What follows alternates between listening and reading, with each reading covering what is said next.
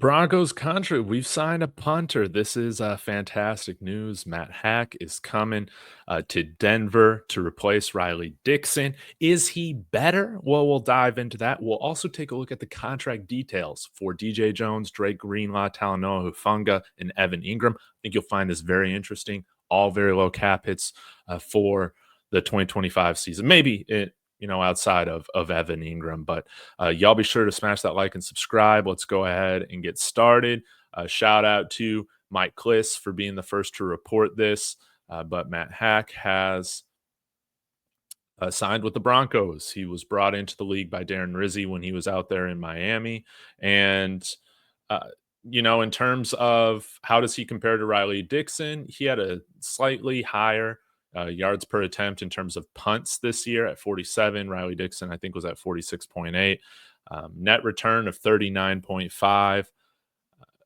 Riley Dixon and the Broncos were at 42.1.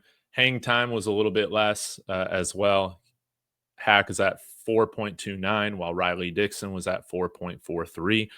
But hasn't been a starting punter, honestly, since 2022, which we'll get to Zach Seeger's tweet, is a little bit concerning. It does make you wonder, okay, are we going to bring in some more competition? Are we going young? Have we scouted some guys that we can get at the UDFA market this year after the draft to bring in and just straight up compete? We'll have to see. Or are we planning on drafting a punter in the 6th round?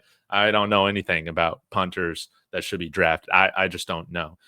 But anyways, I find this signing to be fine. I think he's a fine player. And you got to remember, his averages are going to increase, hang time, all that with playing at altitude. No doubt about it. This is what Zach Seegers brought up, if I can find the right one. Appeared in just 5 games over the past 2 seasons. Seems like a clear downgrade from Riley Dixon at face value. Hopefully they can bring in a quality UDFA to compete for the gig, or Haack benefits from the altitude. And hey, as Mark Bailey's saying, Bo Nix, we're not planning on punting. Chadwick Hawkins here saying, or get one in the 6th. I agree. We very well could be looking to draft one. We'll just have to see.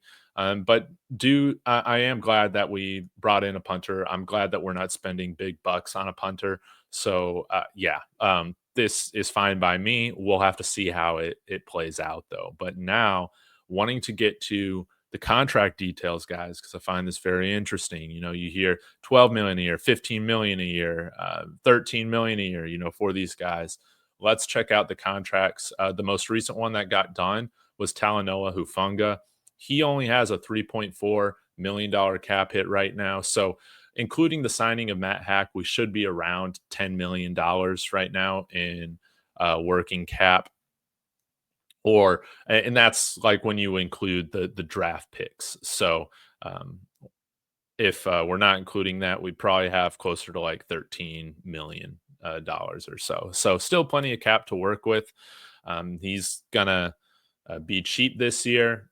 He'll balloon a little bit to the 13.5 and then 14.5 in the last year. Now we do have a potential out after 2 years. 0 dead cap if we cut him. So that's very, very interesting.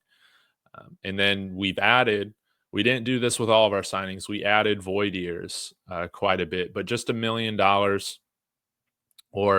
$1 million or $2.5 million. That is totally fine.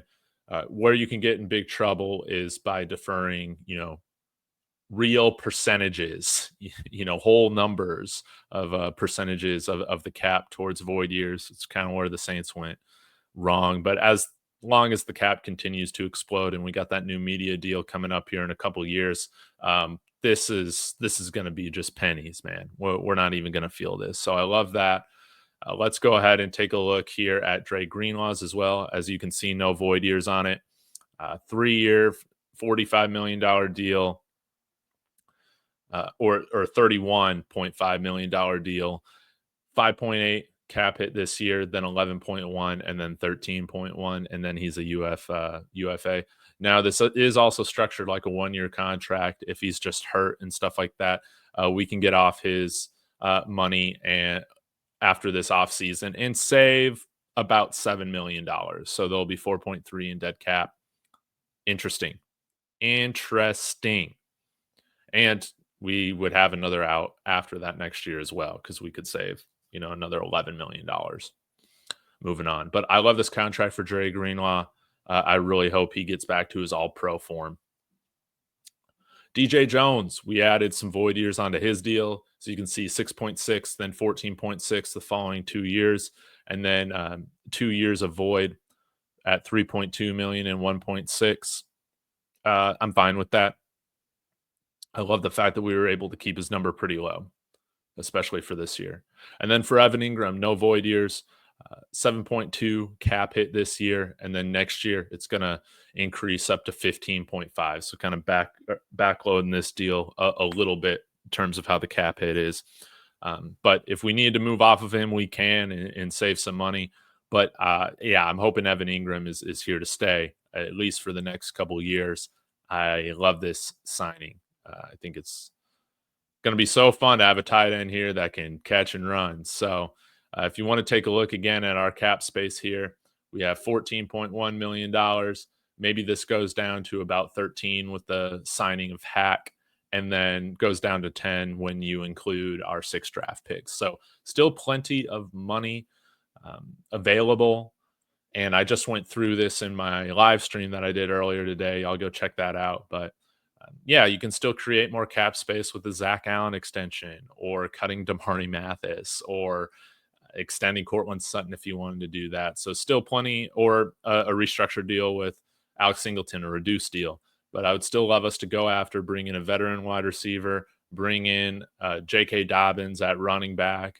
If he's gone, maybe you kick the tires on Nick Chubb. We'll have to see. But y'all let me know your thoughts in the comments. Are you guys excited that we've signed this punter? Please let me know. But hopefully we'll have some other signings to talk about here very, very shortly. Appreciate y'all's time. Have a wonderful day. Go Broncos.